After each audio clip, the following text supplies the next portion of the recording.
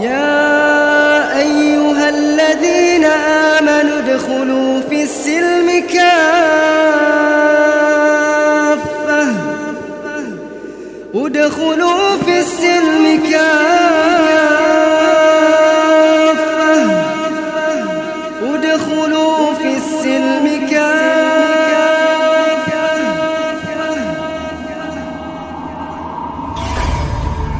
Inilah Buletin Dakwah Kafah edisi 288, 9 Ramadan 1444 Hijriah atau 31 Maret 2023 Masehi dengan judul Ramadan, Bulan Jihad dan Perjuangan. Ramadan identik dengan jihad. Sejarah memperlihatkan bahwa sejak masa Rasulullah SAW, Ramadan telah menjadi bulan jihad dan penaklukan. Kaum muslim tidak menjadi lemah karena puasa, apalagi bermalas-malasan. Justru semangat perjuangan dan pengorbanan malah bergelora pada bulan penuh berkah ini. Peperangan dan penaklukan. Jihad dalam makna syariah adalah qital atau perang. Tidak ada makna selain itu. Ibnu Rajab Al-Hanbali menjelaskan bahwa jihad adalah mengerahkan usaha dalam memerangi kaum kafir.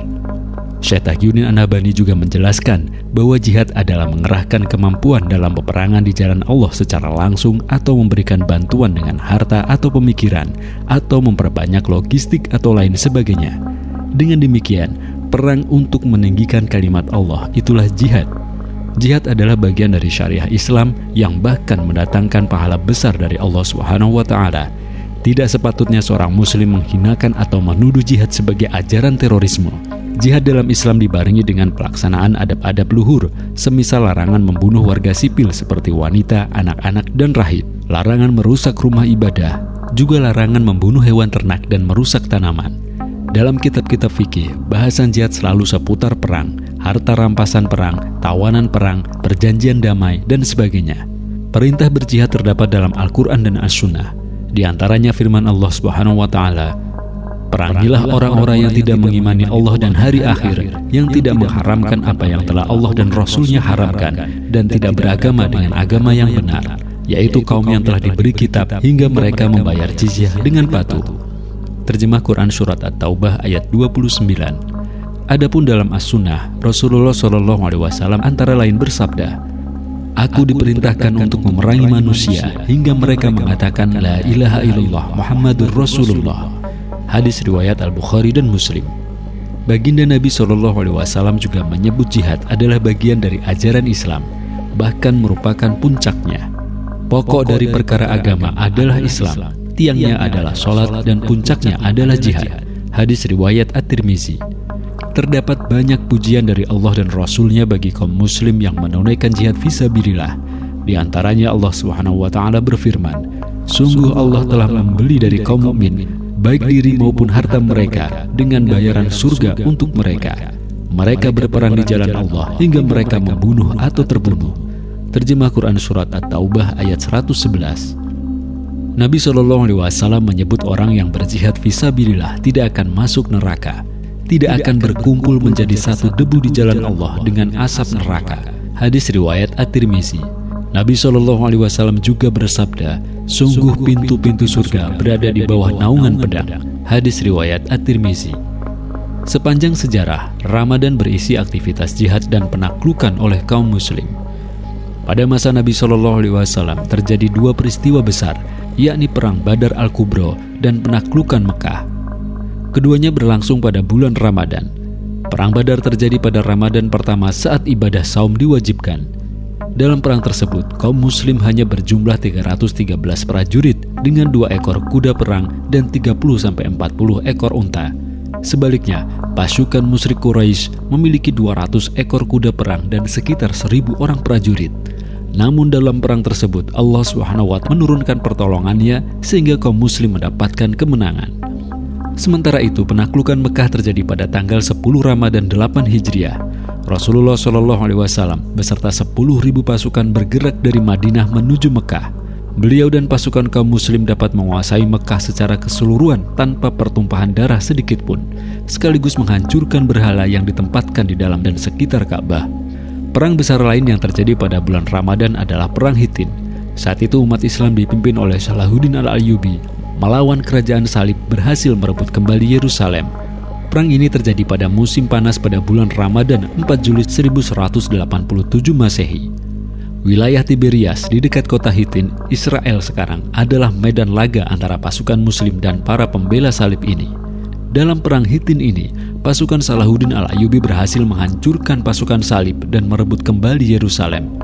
Pasukan Islam juga berhasil menghancurkan faksi Ketilon pimpinan Rainal dari Prancis yang telah menyiapkan pasukan untuk menyerang Mekah. Perang besar lain yang terjadi pada bulan Ramadan adalah Perang Ain Jalut melawan invasi pasukan Mongol yang berhasil menghancurkan Khalifah Abbasiyah di Baghdad.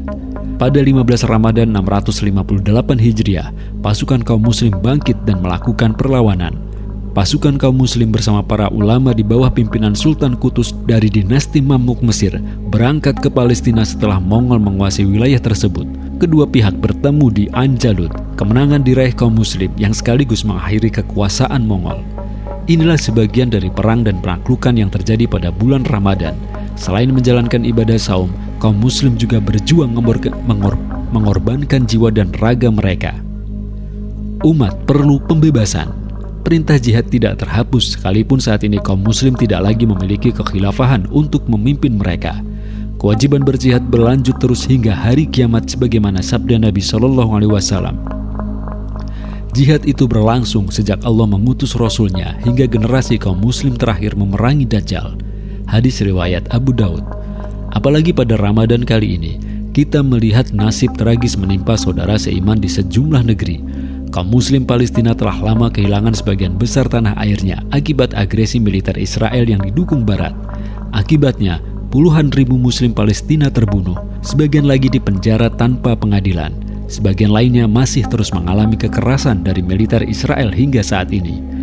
Begitu pula nasib muslim Rohingya di Myanmar yang menjadi korban kekejaman militer Buddha. Di Cina, umat muslim Uighur mengalami aksi genosida. Bahkan pada bulan Ramadan ini, kaum muslim di sana dilarang menjalankan ibadah saum. Penderitaan umat ini telah berjalan selama puluhan tahun tanpa ada yang benar-benar peduli apalagi membela.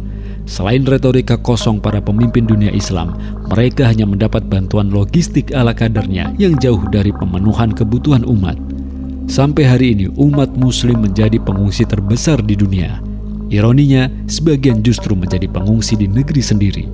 Yang mengherankan, sebagian dari para pemimpin muslim berjabat tangan dengan para penjajah dan pembunuh kaum muslim. Bahkan menurut mereka, penderitaan dunia Islam hari ini seperti Palestina bukanlah urusan dalam negeri mereka. Dulu umat memiliki junnah atau perisai yang melindungi mereka. Makkah dapat dibebaskan, Palestina dan Yerusalem dapat direbut kembali dari cengkraman musuh. Namun hari ini, umat kehilangan pelindungnya, yakni khilafah. Tanpa khilafah mereka telah lama terlunta-lunta. Pada bulan Ramadan ini misalnya, saat sebagian kaum muslim menikmati sahur, berbuka dan sholat tarawih dengan tenang, mereka hidup di bawah ancaman serangan mematikan. Terjangan peluru dan ledakan bom terus menghujani mereka. Alhasil, umat membutuhkan pemimpin yang berfungsi sebagai junah atau perisai atau pelindung, sebagaimana yang disabdakan oleh Nabi SAW. Sungguh imam atau khalifah adalah perisai atau pelindung. Orang-orang berperang di belakang dirinya dan menjadikan dia sebagai pelindung. Hadis riwayat Muslim. Dalam kondisi saat ini, kaum muslim sesungguhnya telah diperintahkan untuk melakukan jihad fisabilillah sebagaimana firman Allah SWT. Oleh sebab itu, siapa saja yang menyerang kalian, maka seranglah dia setimpal dengan serangannya terhadap kalian. Terjemah Quran Surat Al-Baqarah ayat 194. Wahai kaum muslim, lihatlah nasib saudara-saudara kita pada bulan agung ini. Sebagian dari mereka tertindas dan diperangi di negeri mereka sendiri. Sampai hari ini tidak ada yang menolong dan membebaskan mereka. Tapi pada saat yang sama kita dapat makan dan minum dengan leluasa. Padahal Allah SWT telah memerintahkan kita untuk menolong mereka. Jika mereka minta tolong kepada kalian dalam urusan pembelaan agama, maka kalian wajib menolong mereka. Terjemah Quran Surat Al-Anfal ayat 72. Wallahu a'lam bishawab.